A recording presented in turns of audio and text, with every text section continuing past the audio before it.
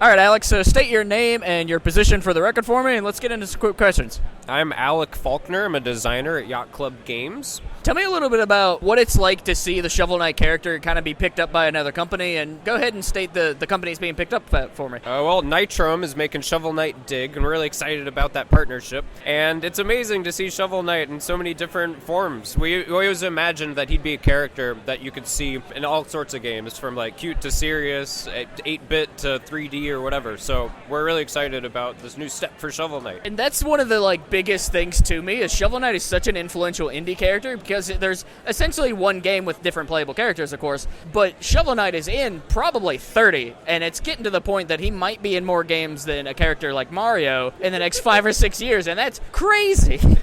So what are your thoughts on that getting passed around? How does this happen? How many times a day do you get that email of, hey, can we get Shovel Knight in here? Probably once every week or so, I would say. We're always just really excited about seeing Shovel Knight appear and stuff. I want him in a cereal, though. I want him to cross the barrier into real life more.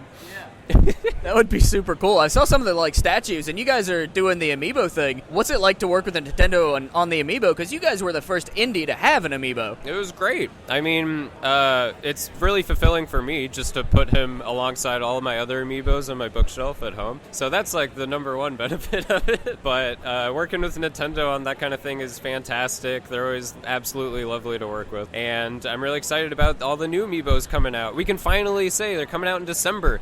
Really apologize for the wait. It's going to be so amazing. They work with everything in Shovel Knight Treasure Trove. There's a bunch of stuff that they unlock. It's going to be really cool. Does Amiibo support work on Cyber Shadow or Shovel Knight Dig or anything, or is that something you can talk about?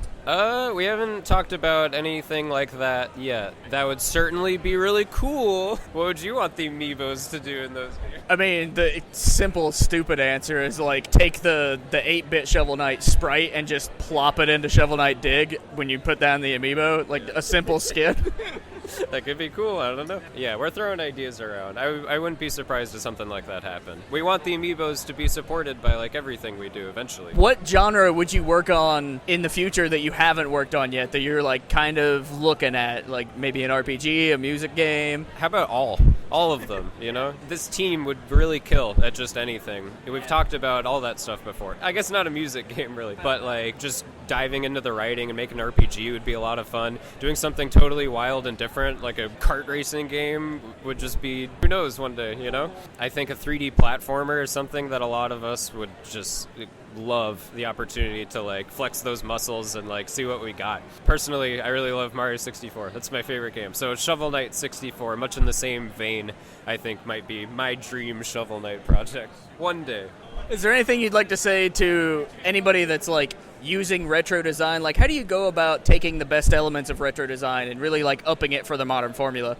I think it just comes down to identifying why all those bits are fun.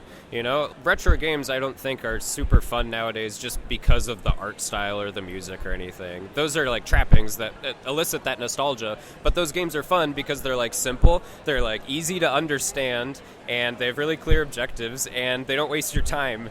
And so those are the underlying design philosophies with all of our games and all of our publishing projects as well. I don't think it's necessarily limited to a retro looking game, but if those are your priorities, then it's going to be a fun game, I think. Do you have any other closing thoughts for me and the Forever Classic community? If you've been with us on this Shovel Knight journey for all these years, thank you so much. I'm so sorry that it's taken so long for Shovel Knight Treasure Trove to be complete, but look forward to it in September. Or, sorry, December. Oh my gosh. December, not September. It's December. September would be crazy. And then what's the best place for people to kind of keep track of Yacht Club games? Your website, Twitter, what's the most active? Twitter, just Twitter/Yacht Club Games. Thank you very much, Alec. Yeah, thanks so much.